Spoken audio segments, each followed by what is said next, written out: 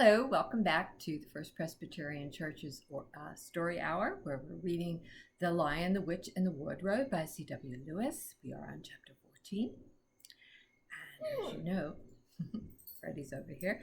As you know, they are in Narnia, and they had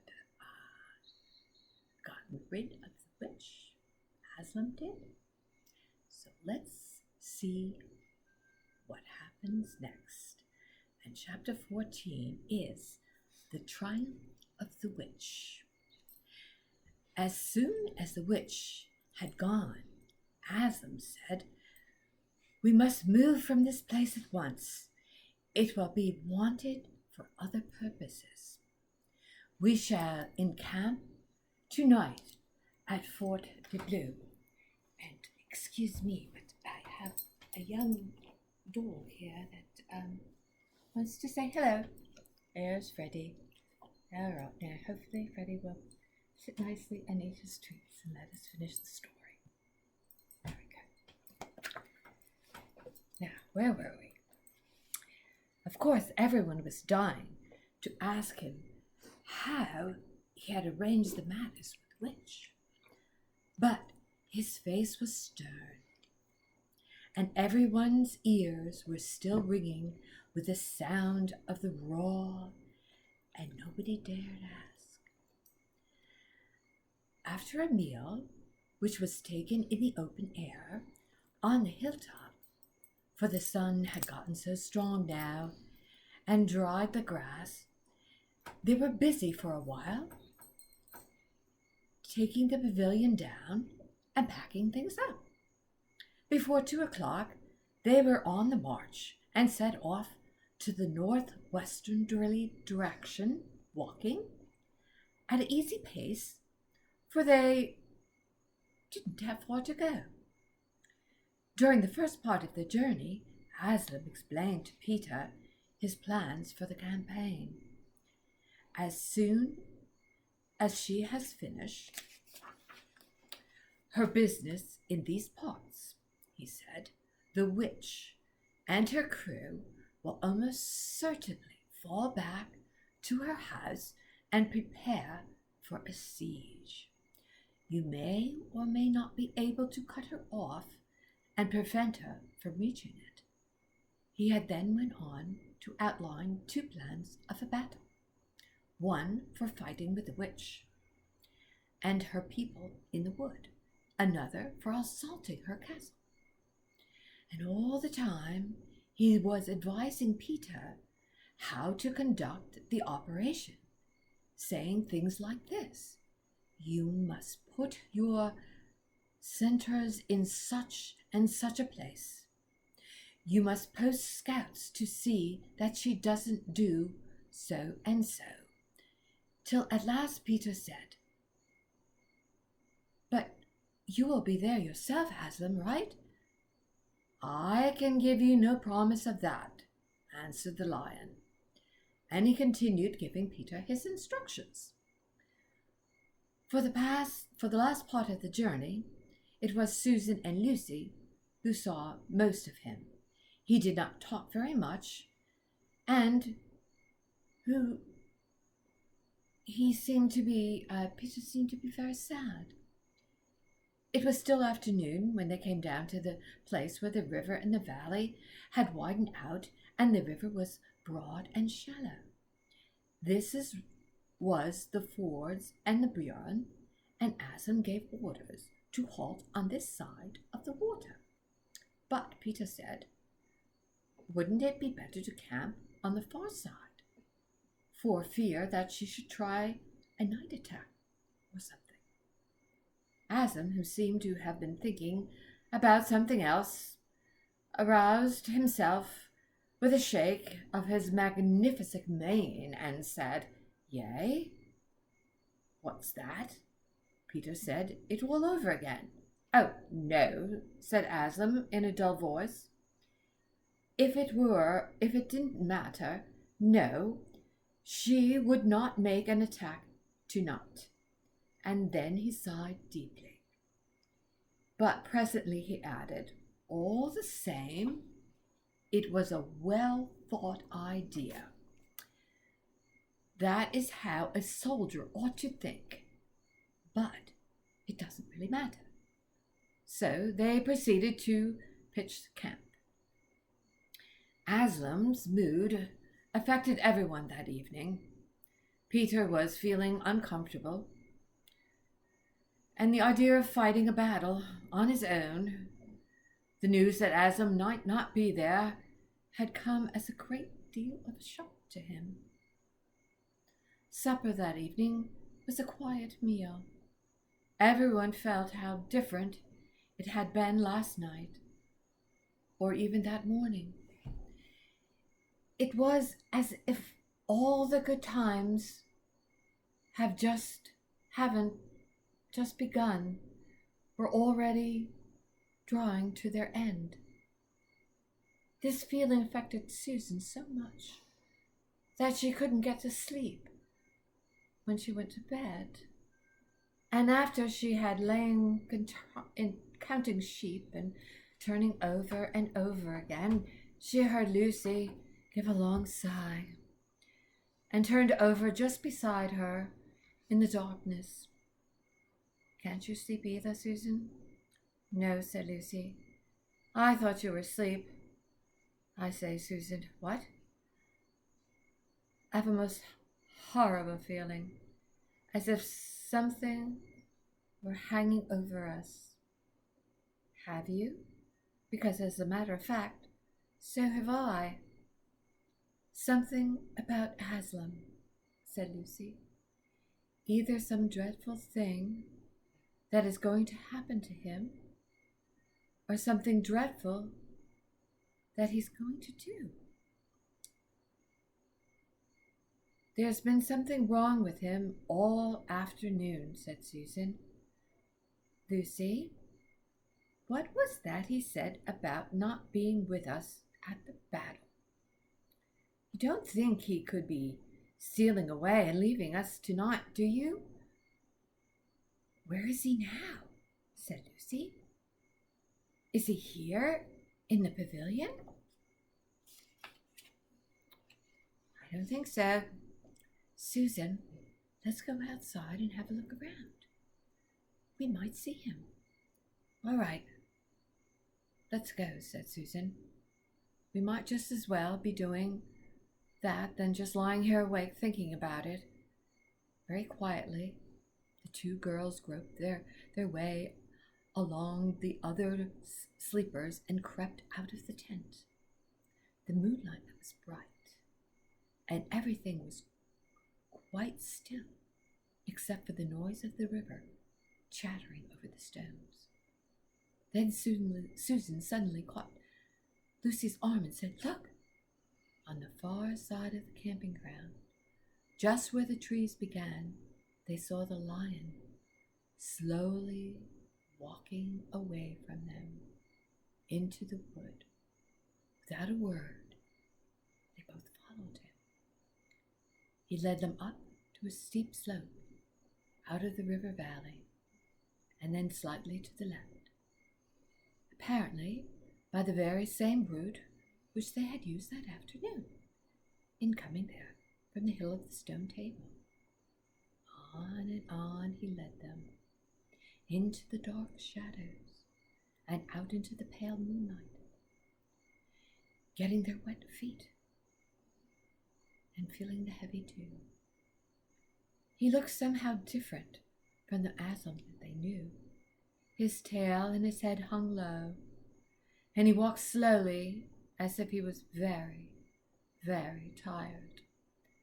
Then, when they were crossing a wide open place where there were no shadows for them to hide in, he stopped and looked around. It was no good trying to run away, so they came up towards him. When they were closer, he said, oh, children, why are you following me?" "We couldn't sleep," said Lucy, and then felt sure that she need say no more than that Aslam knew all they had been thinking. "Please, may we come with you?" wherever you're going, said Susan. Well, said Aslan, and seemed to be thinking. Then he said, I should be glad to have company tonight. Yes, you may come, if you will promise to stop when I tell you. And after that, leave me to go alone. Oh, thank you, thank you, thank you. And we will. And the two girls went on and followed Aslan. Forward they went again, and one of the girls walked on each other side of the lion. One would slowly, but how slowly he walked, and his great royal head drooped, so his nose nearly touched the grass. Presently he stumbled and gave a low moan. Aslan, dear Aslan, said Lucy, what is wrong? Can't you tell us? Are you ill, dear Aslan? Said Susan. No, said Aslan. I am sad and I am lonely. Lay your hands on my mane so I can feel you, that you are here, and let us walk like that. And so the girls did what they were told. Never have they dared do without his permission, but what they had longed to do ever since they first saw him, buried their cold hands in that beautiful sea of fur, stroked it, and in doing so, they walked with him. And presently they saw that they were going with him up the slope of the hill on which the stone of the table stood. They went up at the side where the trees came furthest up, and then when they got to the last tree, it was the one that had some bushes still on it. Aslan stopped and said, Oh, children, children, here you must stop.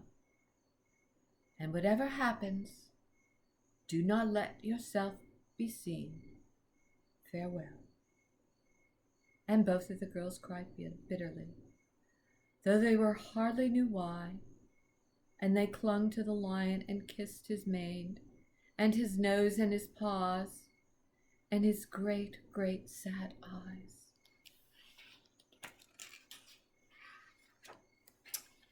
Then he turned from them and walked out onto the top of the hill, and Lucy and Susan, crouching in the bushes, looked after him. And this is what they saw. A great crowd of people were standing all around the stone table.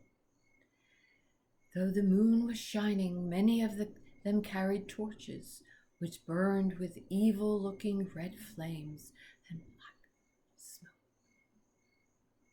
But such people, orgs with monstrous teeth, wolves, and bull-headed men, spirits of evil trees and poisonous plants, and other creatures whom I won't describe because the grown-ups would probably not let you read this book.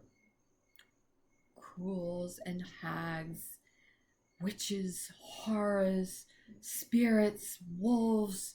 In fact, they were all those who were on the witch's side and whom the wolf had summoned at her command. And right in the middle, standing at the table, was the witch herself. A howl and a titter of dismay went up when the creatures first saw the great lion pacing towards them, and for a moment when the witch herself seemed to be struck with fear. Then she recovered herself and gave a wild, fierce laughter. The fool, she cried, the fool has come. Behind him, fast, bind him fast. Lucy and Susan held their breaths, waiting for Aslan's roar and his spring upon his enemies, but it never came.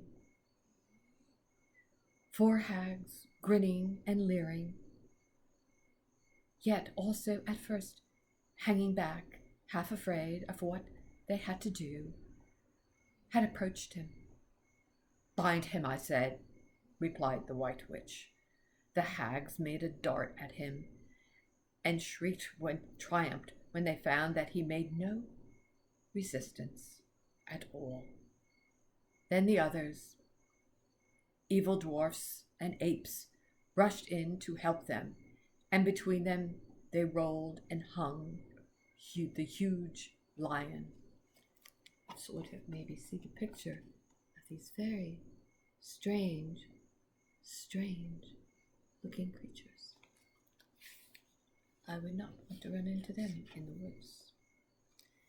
And his back was tied, and all his 4 paws were put together, shouting and cheering as if they had done something brave, though, had the lion chosen, one of those paws could have been the death of them all.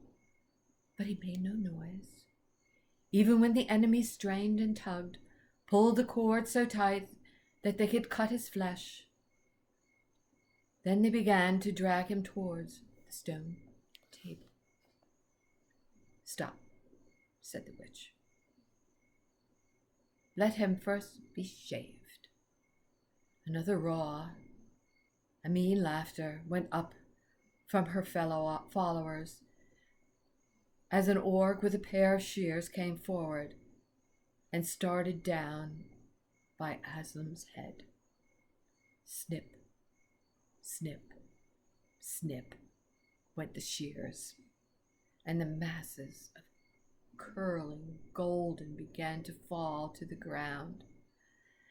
Then the orc stood back, and the children, watching from their hidden places, could see the face of Aslan looking all small and different without his mane.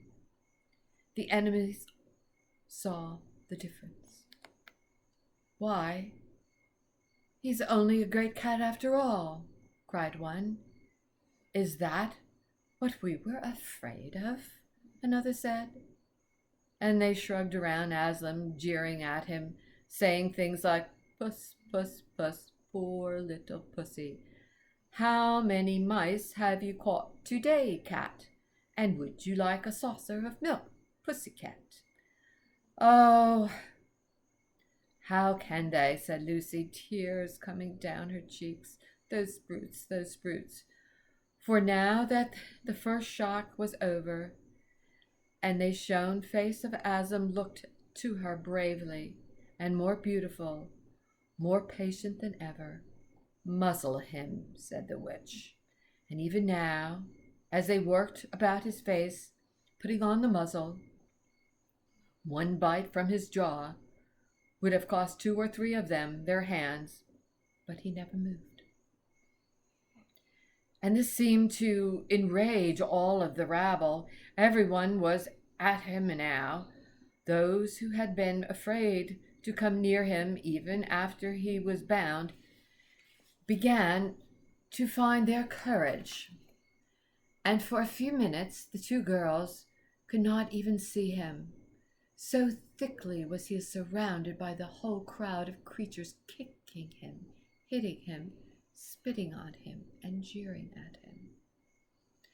At last the rabble had had enough of this. They began to drag and bound the muzzled lion to the stone table, some pulling, some pushing. He was so huge that even when they got him there, it took all of their efforts to hoist him up onto the surface of the stone table. Then there was more trying and more tightening of the cords. Those cowards, sobbed Susan. They are still afraid of him even now. When once Aslan had been tied, and tied so that he was really a mass of cords, on the flat stone, a hush fell on the crowd. 4 hags, holding 4 torches, stood on the corners of the table. The witch bared her arms as she had bared them the previous night when she had been with Edmund instead of Aslan. Then she began to whip her knife. It looked to the children when the gleam of the torchlight fell on it, as if the knife were made of stone, not of steel, and was of a strange, evil shape. At once she drew near. She stood by Aslam's head. Her face was working and twitching with passion, but his look up to the sky, still quiet, neither angry nor afraid, but a little sad. Then, just before she gave the blow, she stood down and said in a quivering voice, "And now, who has won? Fool, did you think that by all this you would save the human traitors? Now I will kill you instead of him, as part of the pact was, and so that the deep magic will be appeased. But when you are dead, what will prevent me from killing him as well? And who will take him out of my hands then? Understand that you have given me..." Ooh, this is very sad. "Narnia forever. You have lost your own life, and you have not saved his. In that knowledge, despair and die." The children did not see the actual moment of the kill. They couldn't bear to look, and they had covered their eyes. The end of chapter 14. Thank you.